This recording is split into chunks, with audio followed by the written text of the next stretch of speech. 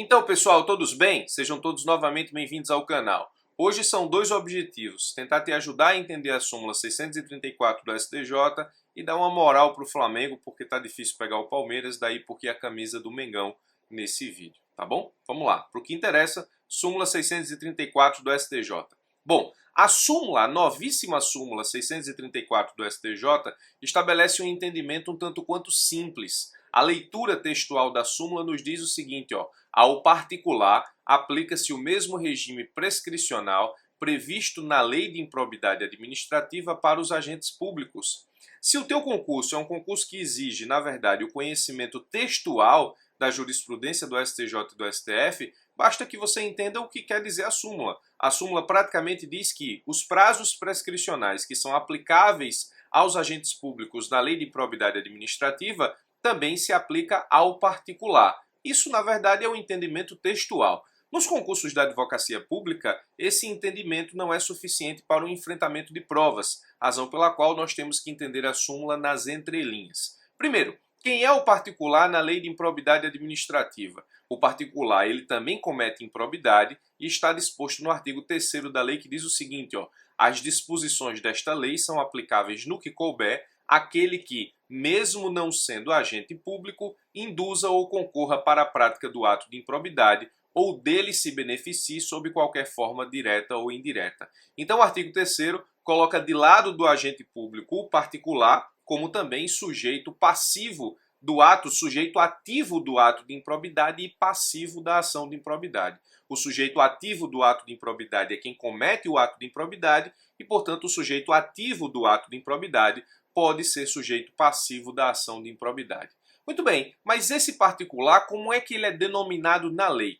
A lei chama o particular de terceiro. Veja bem, como ele é chamado na lei. Eu elenquei aqui dois dispositivos da lei para te mostrar. O artigo 5º da Lei de Improbidade diz o seguinte: ocorrendo lesão ao patrimônio público por ação ou omissão, dolosa ou culposa, do agente ou de terceiro, dar-se-á o integral ressarcimento do dano. Em outro dispositivo subsequente, a lei diz: no caso de enriquecimento ilícito, perderá o agente público ou o terceiro beneficiário os bens ou valores acrescidos ao seu patrimônio. Veja que a lei chama o particular de terceiro. Então, a súmula poderia ter acompanhado essa técnica legislativa para dizer que ao terceiro aplica-se o mesmo regime prescricional previsto na Lei de Improbidade Administrativa para os agentes públicos. Então, esse particular / terceiro é que precisa ser entendido. Mas tudo bem, é uma crítica simples apenas para acompanhar a técnica da Lei de Improbidade. Agora, veja, eu deixei marcado duas palavras, ou melhor, uma palavra e uma expressão na súmula: ao particular e regime prescricional. Então, qual é esse regime prescricional da Lei de Improbidade Administrativa? Para isso, você precisa visitar o artigo 23 da Lei de Improbidade, capítulo 7, que trata da prescrição. O artigo 23 diz o seguinte: as ações destinadas a levar a efeitos as sanções previstas nessa lei podem ser propostas, inciso 1, até 5 anos após o término do exercício de mandato, de cargo em comissão ou de função de confiança. Perceba que o inciso 1 do artigo 23 deixa destinado o prazo prescricional de 5 anos para aqueles que não ocupam cargos efetivos nem empregos públicos. São para as pessoas que exercem mandato, cargo em comissão ou função de confiança. A prescrição começa a contar a partir do momento que essas pessoas deixam o exercício do mandato, deixam o cargo em comissão, deixam a função de confiança e a prescrição perdura por 5 anos. Uma decisão extremamente importante do STJ, tomada em março de 2018, no recurso especial 1.230.550, que diz respeito ao artigo 23, inciso 1, é essa aqui que eu vou trazer para os senhores a título de revisão. A decisão do STJ diz o seguinte: a jurisprudência dessa corte pacificou o entendimento de que o prazo de prescrição na ação de improbidade é quinquenal, nos termos do que dispõe o artigo 23, inciso 1 da Lei 8429/92 da Lei de Improbidade. Mencionado dispositivo é claro no sentido de que o início do prazo prescricional ocorre com o término do exercício do mandato ou cargo em comissão. Até aqui tudo bem. Veja a parte que nos interessa. Sendo tal prazo computado individualmente, mesmo na hipótese de concurso de agentes haja vista a própria natureza subjetiva da pretensão sancionatória e do instituto em tela. Preste bastante atenção, porque o que o Ministério Público queria na ação que gerou essa decisão era que quando o ato de improbidade fosse praticado em concurso de agentes, na verdade, o prazo prescricional para responder todos os agentes se iniciasse quando o último deles deixasse o mandato, o cargo em comissão ou a função de confiança. O STJ disse não. Ainda que o ato de improbidade seja praticado em concurso de agentes, a prescrição tem que ser analisada individualmente. Então vai contar para cada réu na ação de improbidade o prazo de 5 anos para o momento em que ele, sem levar em consideração os demais, deixou o exercício do mandato, cargo em comissão ou função de confiança. Decisão no RESP 1.230.550, extremamente importante para as suas provas de concurso. Não tem absolutamente nada a ver com a súmula em si, mas é uma decisão em grau de revisão que importa para as tuas provas. Muito bem, voltando ao regime prescricional, nós temos o artigo 23, inciso 1, que já entendemos, e temos o artigo 23, inciso 2, que diz o seguinte, dentro do prazo prescricional previsto em lei específica para faltas disciplinares puníveis com demissão, a bem do serviço público, nos casos de exercício de cargo efetivo ou emprego. Então, se o inciso 1 tratou daqueles que não ocupam cargo efetivo ou emprego público, o inciso 2 deixou o prazo prescricional para quem ocupa cargo efetivo ou emprego público para aquele previsto em lei específica para a prática de faltas disciplinares puníveis com demissão. Muito bem, o inciso 3 do artigo 23 estabelece prazo de prescrição de até 5 anos da data da apresentação à administração pública da prestação de contas final pelas entidades referidas no parágrafo único do artigo 1º desta lei. Então, trata-se efetivamente de prazo prescricional para aqueles que devem prestar contas à administração pública nos termos do parágrafo único do artigo 1º da lei.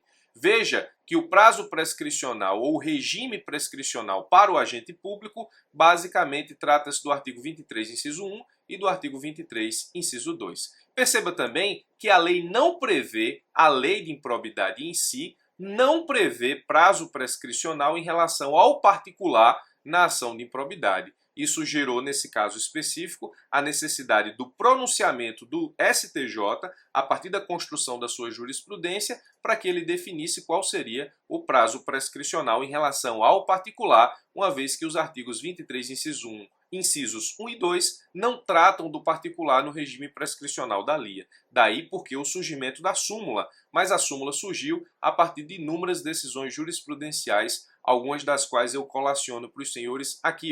Em 2010 o STJ disse: as punições dos agentes públicos nestes abrangidos o servidor público e o particular por cometimento de ato de improbidade administrativa estão sujeitas à prescrição quinquenal, contado o prazo individualmente de acordo com as condições de cada réu. Outra decisão também em 2010 o STJ disse: esta Corte Superior entende que o termo inicial da prescrição em improbidade em relação a particulares é idêntico ao do agente público que praticou o ato ímprobo, matéria regulada pelos incisos 1 e 2 do artigo 23 da Lei 8429, decisão de 2010, que é justamente a decisão, uma delas, que embasa a súmula 634. Outra decisão de 2011 diz: tendo como escopo a aplicação das sanções previstas na Lei 8429, a LIA, o particular submete-se ao mesmo prazo prescricional que o agente público que praticou o ato ímprobo. E em 2013 você tem uma decisão também do STJ, segunda turma, que diz: em relação ao terceiro que não detém a qualidade de agente público, incide também a norma do artigo 23 da Lei 8429 para efeito de aferição do termo inicial do prazo prescricional. Aqui o STJ fala em terceiro, que é justamente a expressão da lei. Bom, cuidado, eu montei uma tabela para os senhores aqui em relação ao terceiro e ao tipo de terceiro e a prática ou o regime, nesse caso específico, prescricional para combater o ato de improbidade. Ou seja, o ato de improbidade praticado gera, nesse caso, o início do prazo prescricional a partir do regime previsto na lei. Mas veja, se o terceiro é partícipe ou beneficiário, então você tem o terceiro puro. Aí você aplica o artigo 23, incisos 1 ou 2, conforme a situação do agente público. lembre-se que o particular vai responder por improbidade todas as vezes que você tiver a prática de ato de improbidade por parte de um agente público. Então, se o agente público é do 23, inciso 1, é o prazo prescricional de 5 anos. Se o agente público é do 23, inciso 2, então nós temos o prazo prescricional estabelecido em lei para penas disciplinares puníveis com demissão. Então você tem o partícipe ou beneficiário sendo terceiro e o prazo prescricional desse terceiro vai ser do inciso 1 ou do inciso 2, conforme o agente público que esteja correlato ao ato de improbidade praticado. Agora, se o terceiro for agente público por equiparação, então você aplica o artigo 23, inciso 1, e agente público por equiparação, está aí uma outra revisão, é justamente aqueles previstos no parágrafo único do artigo 1º, que diz o seguinte: da LIA, estão também sujeitos às penalidades desta lei, os atos de improbidade praticados contra o patrimônio de entidade que receba subvenção, benefício ou incentivo fiscal ou creditício de órgão público, bem como daquelas para cuja criação ou custeio o erário haja concorrido ou concorra com menos de 50% do patrimônio ou da receita anual, limitando-se nesses casos à sanção patrimonial, a repercussão do ilícito sobre a contribuição dos cofres públicos. Então, essas pessoas são consideradas agentes públicos por equiparação. São abrangidos ainda aqueles que, mesmo não sendo agentes públicos, induzam ou concorram para a prática do ato de improbidade ou deles se beneficiem sob qualquer forma direta ou indiretamente. Nesse sentido, são equiparados a agentes públicos, ficando sujeitos às sanções previstas na lei de improbidade, os responsáveis e funcionários de pessoas jurídicas de direito privado que recebam verbas públicas e promovam o seu desvio, apropriação ou uso em desconformidade com as finalidades para as quais se deu o repasse. Então, todos os responsáveis e funcionários das pessoas previstas no parágrafo único do artigo 1º da LIA são consideradas agentes públicos por equiparação e respondem na forma do artigo 23, inciso 1, ou seja,